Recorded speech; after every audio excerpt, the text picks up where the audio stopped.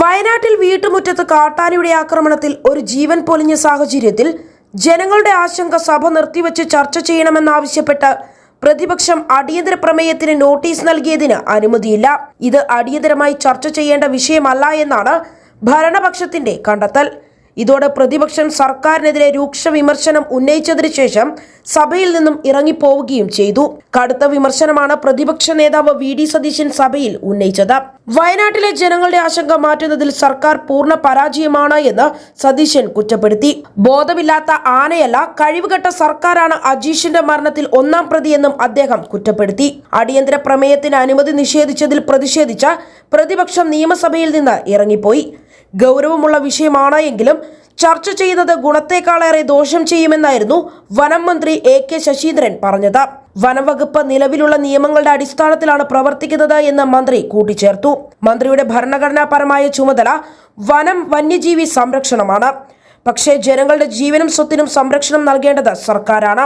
ഇതിന് രണ്ടിനും ഇടയിലുള്ള അവസ്ഥ മനസ്സിലാക്കണമെന്ന് അദ്ദേഹം കൂട്ടിച്ചേർത്തു. കർണാടകയിൽ നിന്നാണ് ആന വന്നത്. റേഡിയോ കോളർ സിഗ്നൽ എടുക്കാനായില്ല എന്നത് തുടക്കത്തിൽ പ്രശ്നമായിരുന്നു. 3 മണിക്കൂർ വൈകിയാണ് സിഗ്നൽ കിട്ടിയത്. ഒരു സംസ്ഥാനത്തെ ഈ ഘട്ടത്തിൽ കുറ്റപ്പെടുത്തുന്നില്ല, എങ്കിലും വൈകി. ഇത്തരം സംഭവങ്ങൾ ആവർത്തിക്കാതിരിക്കാൻ നടപടിയെടുക്കുമെന്നും മന്ത്രി കൂട്ടിച്ചേർത്തു. ആശയവിനിമയത്തിലെ പ്രശ്നങ്ങൾ പരിഹരിക്കും. ചീഫ് വൈൽഡ് ലൈഫ് വാർഡന്റെ നേതൃത്വത്തിൽ ഇന്റർ സ്റ്റേറ്റ് കോർഡിനേഷൻ സമിതി രൂപീകരിച്ചിട്ടുണ്ട്. സർക്കാർ സാധ്യമായ എല്ലാ നിയമപരിധിയിൽ നിന്ന് ചെയ്യുന്നുണ്ട്. വനംവകുപ്പ് ജീവനക്കാരും മനുഷ്യർ തന്നെയാണ്. വയനാട്ടിലെ പ്രതിഷേധം മറ്റൊരു തലത്തിലേക്ക് കൊണ്ടുപോകാൻ ശ്രമം നടക്കുന്നു. അത് വയനാടിന് ദോഷം ചെയ്യുമെന്നും മന്ത്രി വിശദീകരിച്ചു. അതേസമയം വിഷയത്തിൽ പൊതുജന വികാരം സർക്കാരിനെതിരെ തിരിയുന്നുവെന്ന് വ്യക്തമായതോടെ മുഖ്യമന്ത്രിയും വിഷയത്തിൽ ഇടപെട്ടു. കാട്ടാന ആക്രമണത്തിന്റെ പശ്ചാത്തലത്തിൽ ഉന്നതതല യോഗം വിളിച്ചിരിക്കുകയാണ് മുഖ്യമന്ത്രി പിണറായി വിജയൻ. വനമന്ത്രിയും MLA-മാരും ഉന്നത ഉദ്യോഗസ്ഥരും ഉന്നതതല യോഗത്തിൽ പങ്കെടുക്കും. വയനാട്ടിൽ തുടരുന്ന വന്യജീവി ആക്രമണത്തിൽ സർക്കാരിനെതിരെ കടുത്ത വിമർശനം ഉയർന്ന പശ്ചാത്തലത്തിലാണ് മുഖ്യമന്ത്രി ഉന്നതതല യോഗം വിളിച്ചു ചേർത്തത്.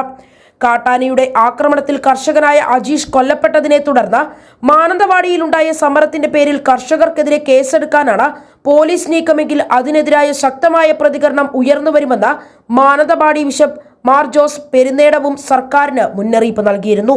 കേസെടുക്കാതിരിക്കാനുള്ള വിവേകം പോലീസ് കാണിക്കുമെന്നാണ് പ്രതീക്ഷ. വന്യമൃഗശല്യം പരിഹരിക്കാൻ നടപടി ഉണ്ടായില്ല എങ്കിൽ സമാനമായ പ്രക്ഷോഭങ്ങൾ ഇനിയും കാണേണ്ടി വരുമെന്നും ബിഷപ്പ് മുന്നറിയിപ്പ് നൽകിയിട്ടുണ്ട്. അതേസമയം കാട്ടാന ബേലൂർ മഗ്നിയെ പിടിക്കാനുള്ള നടപടികൾ വനംവകുപ്പ് ഇന്നും തുടങ്ങിയിട്ടുണ്ട്. ആനയുടെ റേഡിയോ കോളറിൽ നിന്ന് സിഗ്നൽ കിട്ടുന്ന മുറയ്ക്കാകും ദൗത്യസംഘം നീങ്ങുക. ആന ഏത് ഭാഗത്ത് തമ്പടിക്കുന്നുവെന്ന് നോക്കി ആദ്യം ട്രാക്കിംഗ് വിദഗ്ധർ ഇറങ്ങും.